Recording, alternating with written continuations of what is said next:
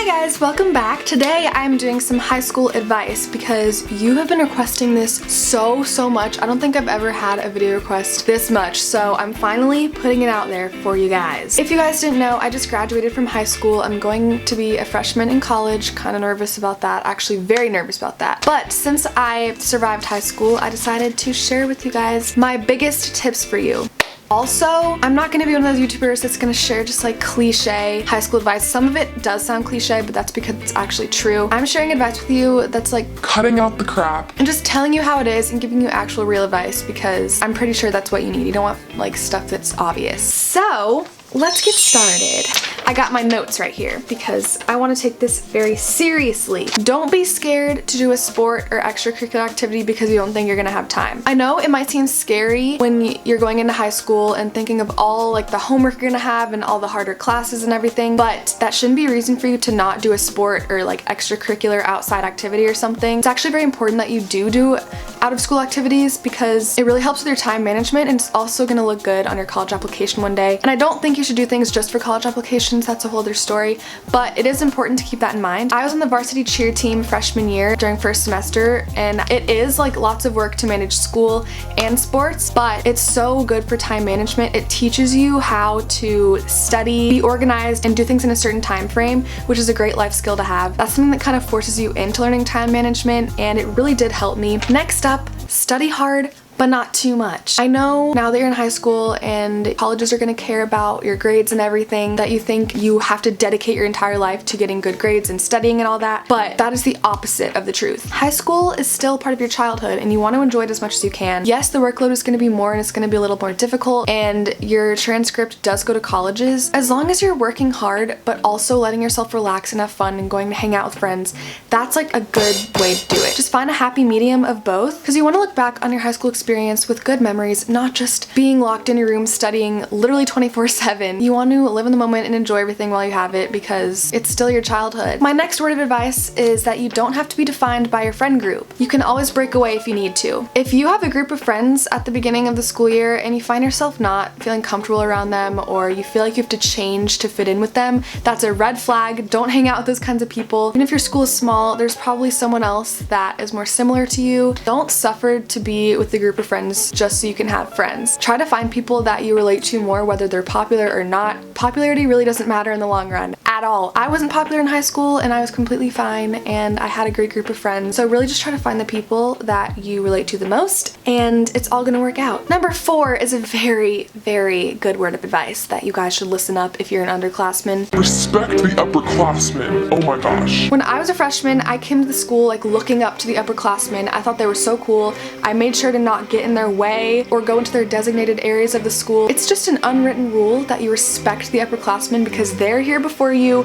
They are more experienced than you. I remember when I became a junior, the freshman class came in and not all of them, most of them are like super sweet, but there were just a handful of them that were very disrespectful to the upperclassmen. I was studying quietly in the library in like my little spot and this group of loud freshmen comes in and they're so loud and rambunctious, they're playing around like it's lunchtime and I was so peeved because I was studying quietly. They come in to disrupt me. It's ridiculous. Just respect the upperclassmen. That's all I have to say.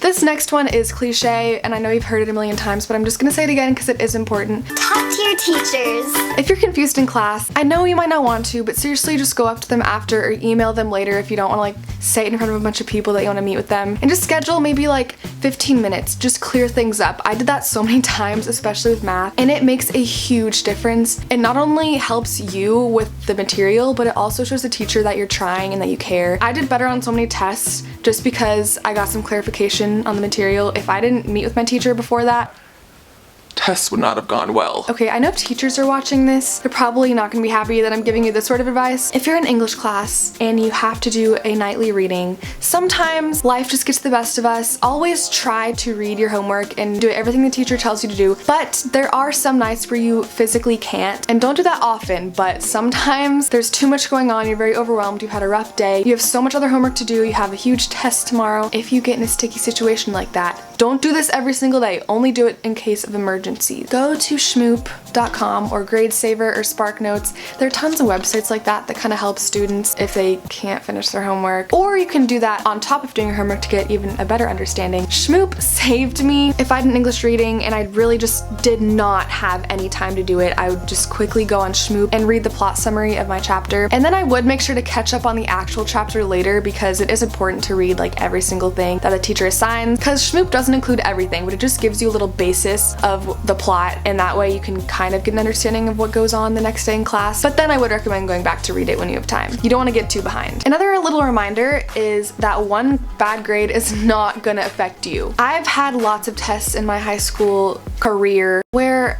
I've not been proud of the grade, even though I study it hard. Just make sure you're always trying your best, but sometimes bad grades just happen. They happen to everyone, pretty much.